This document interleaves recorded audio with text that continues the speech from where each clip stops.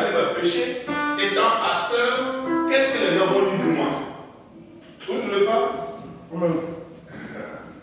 Qu'est-ce que les gens vont dire? Donc ils vont mal me juger. Pour cela, je ne sais pas comment je vais répondre à mon Dieu que je suis prêt pour dire oui. Parce que si je réponds oui, c'est un engagement que je prends. Et donc si je prends l'engagement, il faut que j'arrive à assumer, n'est-ce pas? Il ne faudrait pas que je dise oui pour dire oui simplement. Mais si je dis oui, c'est que c'est une décision qui est vraiment mûrie et que je puisse déclarer au Seigneur que je suis d'accord. Et le Seigneur m'a convaincu. Il a dit, c'est moi qui vais te conduire. Donc j'ai dit oui au Seigneur. Comme tu vas me conduire, dans mes faiblesses, toi tu vas m'aider à sortir de mes difficultés, n'est-ce pas? À sortir de ces lacunes, à sortir de ces péchés dans lesquels je suis moi-même, je le connais.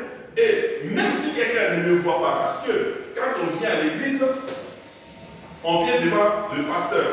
Quand le pasteur n'est pas là, on est pieux, plutôt on met notre vie. C'est ça d'une manière générale. Chacun, je mène ma vie, mais quand j'arrive au niveau de l'église, je commence à être pieux, c'est-à-dire faire semblant d'être pieux. C'est ça. Et donc le pasteur, en me voyant, va croire que je suis quelqu'un de pieux. Mais Dieu sait que je ne suis pas pieux. Voyez-vous? Dieu sait que je ne suis pas pieux. Et le pasteur, me voyant, va me prendre quelqu'un de sérieux, un enfant sérieux. Ah, mais oui, Achille, vraiment, quand je te vois, il sait que tu es un enfant sérieux qui vient à l'église, tu viens d'être converti, mais tu es sérieux. Mais dans le fond, je ne suis pas sérieux. Voyez-vous, non? Dieu dit dans sa parole que, à travers la bouche de David, qu'il y a rien de caché devant de Dieu. N'est-ce pas? Même au moment où on est caché dans les ténèbres, Dieu nous voit. N'est-ce pas? Et donc, par rapport à ça, j'avais beaucoup peur et j'avais beaucoup honte. Je me disais, on parle du Saint-Esprit dans la Bible, mais comment moi aussi je peux avoir le Saint-Esprit? Parce que je ne suis pas capable d'avoir le Saint-Esprit, peut-être parce que je ne marche pas bien comme les hommes de l'église marchent. Quand je vois un pasteur, je le respecte beaucoup parce que je dis celui-là, il ne pêche jamais. Par contre, moi, je pêche, donc je ne peux pas m'approcher de lui. Voyez-vous? Mais la Bible dit que Dieu appelle le pécheur pour le laver et pour le rendre capable de pouvoir faire son œuvre. Alléluia. C'est pourquoi aujourd'hui, je n'ai pas honte de prêcher la parole de Dieu. Dieu disait à Jérémie, si toi tu veux avoir peur ou bien devant les gens, moi aussi je vais te faire trembler, n'est-ce pas?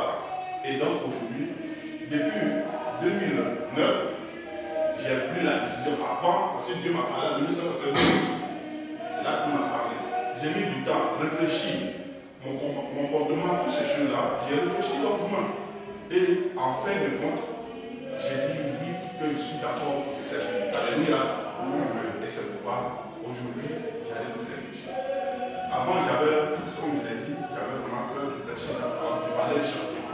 Aujourd'hui, j'arrive dans une assemblée, même si je m'assois dans le coin là-bas, le serviteur de l'église, qui est le premier serviteur, il m'appelle et me dit, oui, Achille est là, il va nous apporter la parole. Donc, en question, je ne veux plus me cacher. Alléluia. C'est une joie. Vous arrivez, la porte de lui, il me dit, viens prêcher ce soir alors que vous n'avez rien prévu. Ce que je veux dire, c'est que Dieu nous a appelés et chacun a une place spéciale. Alléluia.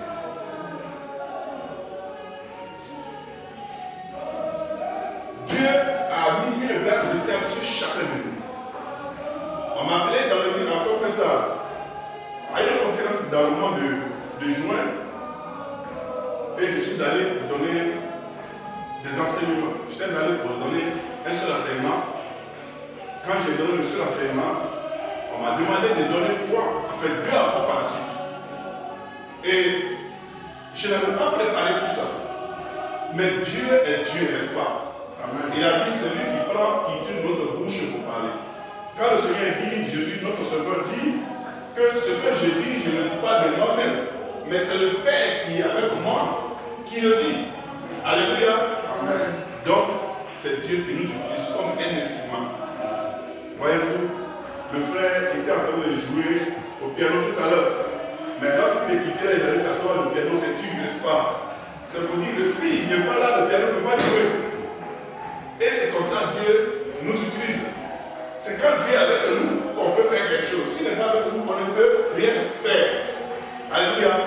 Et c'est là la présence du Saint-Esprit. Souvent, je demande au Saint-Esprit, je dis, mais Seigneur, donne-moi le Saint-Esprit, il faut que tu me remplisses du Saint-Esprit. Mais je n'ai pas la foi, j'ai comme si j'avais l'incrédulité dans mon cœur. Mais Dieu est avec nous. La Bible dit que celui qui est conduit par l'Esprit de Dieu est enfant. Alléluia. Amen. Lisons dans le livre. Amen.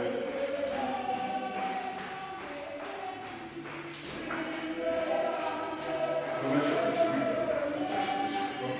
Comme mon Bible que j'ai envoyé, c'est tout petit. C'est assez. Tout le monde le verset, comme le sujet. Celui qui est conduit par l'Esprit de Dieu est fils de Dieu. Alléluia.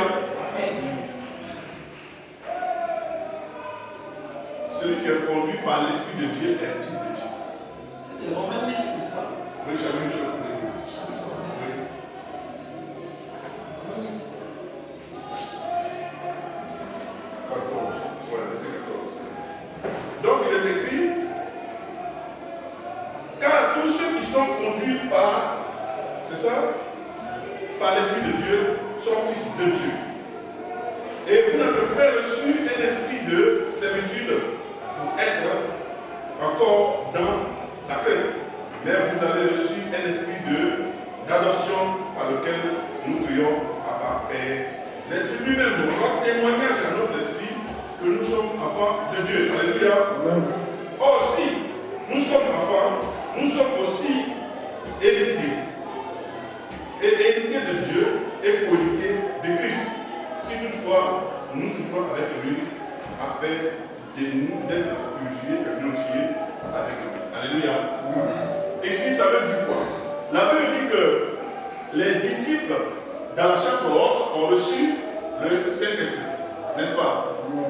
Et ces disciples ayant reçu le Saint-Esprit ont commencé à faire l'œuvre de Dieu après, n'est-ce pas? Mais qu'est-ce que cela veut dire clairement? Recevoir le Saint-Esprit. La Bible dit que Jésus était rempli du Saint-Esprit, n'est-ce pas? Et Dieu l'a mené dans le désert pour qu'il soit tenté. Hier, j'étais là, j'étais assis et le Seigneur me disait que moi, mes enfants qui me servent ne me connaissent pas. Alors, qu'est-ce que cela veut dire? Si tu veux servir quelqu'un, il faut que tu le connaisses réellement. C'est pas vrai? Quel ouvrier qui peut travailler dans une entreprise et ne pas connaître le patron de l'entreprise? Est-ce que vous trouvez ça normal? C'est pas normal. Un homme ne peut pas aller dans une entreprise, travailler pour une entreprise et ne pas être embauché par l'entreprise. Donc, si tu es embauché par l'entreprise, il faut que le patron de l'entreprise te connaisse néanmoins. Néanmoins, le chef de ressources humaines, n'est-ce pas? Il faut qu'il te connaisse. Et on t'a enregistré et tu es dans l'entreprise. Donc, c'est eux qui te donnent une mission. C'est pas vrai? C'est eux qui te disent, va travailler dans tel coin. Si tu es un chauffeur, on dit, va des marchandises dans tel magasin, dans cette factorisation, et puis tu les envoies dans.